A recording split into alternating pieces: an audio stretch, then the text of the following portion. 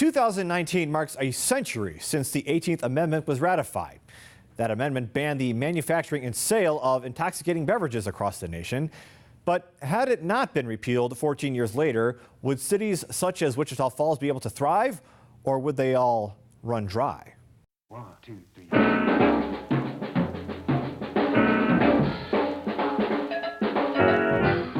After being signed into law, the 18th Amendment was both hailed and hated. While it was meant to reduce or eliminate alcoholism, domestic abuse, and other drinking-related problems, Prohibition created its own problems, such as civil disobedience resulting in bootlegging and the rise of organized crime.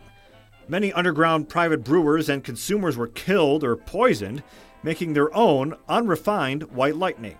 Another big blow came to businesses, responsible for satisfying Americans' thirst, felt most notably during the early years of the Great Depression, when jobs were desperately needed. Though Prohibition is no longer standing, one Wichita Falls business is, in a building whose previous owners, like so many others, had to find a new way to stay open when Prohibition was put in place. It's cool to me that this building is still standing after being built in 1884 and is still functioning as a building with a purpose.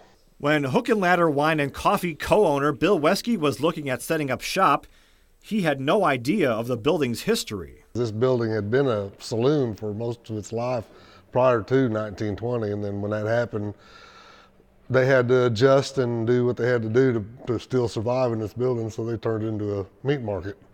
Not just any meat market, a sanitary meat market. Several years later, when, as the song goes, happy days are here again, alcohol returned to 616 7th Street.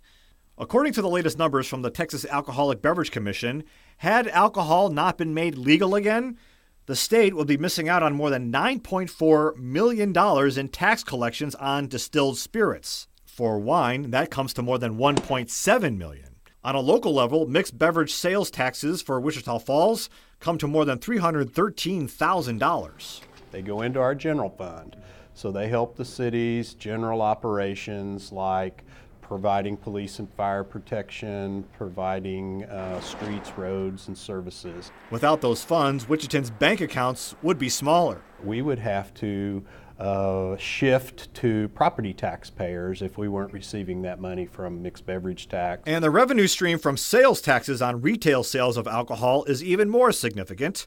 The Wichita Falls Deputy City Manager says while the state comptroller doesn't break down sales taxes by alcohol, the estimated total is substantial. We receive approximately probably $1 million a year in sales taxes related to alcohol sales. And we receive those sales taxes and use them for things like economic development projects, 4B sales tax assistance projects. And that sales tax comes not just from Wichitans or even Texomans. That's a tourism aspect, and so those things are economic development tools. They actually bring money in from the outside. The Wichita Falls Chamber of Commerce president and CEO says the more options for adult beverages and nightlife, the more the city could succeed. If you talk about what's the ideal place for you to visit or live, it's going to be recreation and schools and family activities, and people want to have a drink with dinner as well, and so the progressive cities make that happen. Yet, ironically, Weskey says it's not lost on him so much money is made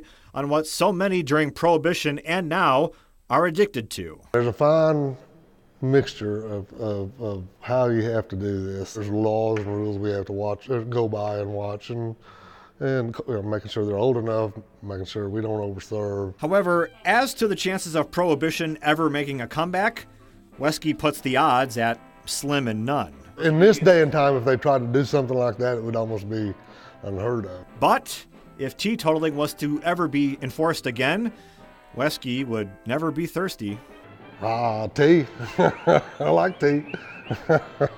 And coffee. For now, many will continue enjoying legal alcoholic beverages for years to come.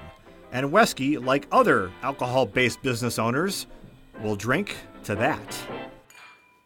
The only two states of the then 48 rejecting the 18th Amendment were Connecticut and Rhode Island. In 2033 will mark 100 years since the 18th Amendment was repealed.